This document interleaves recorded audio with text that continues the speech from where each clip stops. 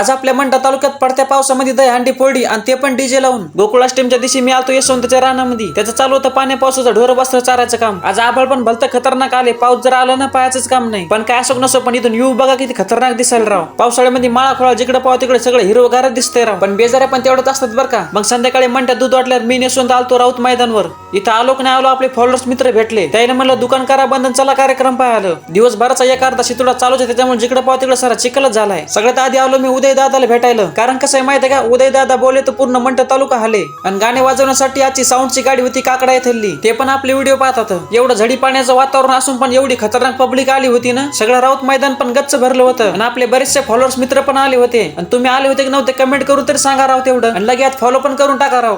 सांग राधे सांग अशी रुसलीस का गप्प बसलीस का सांग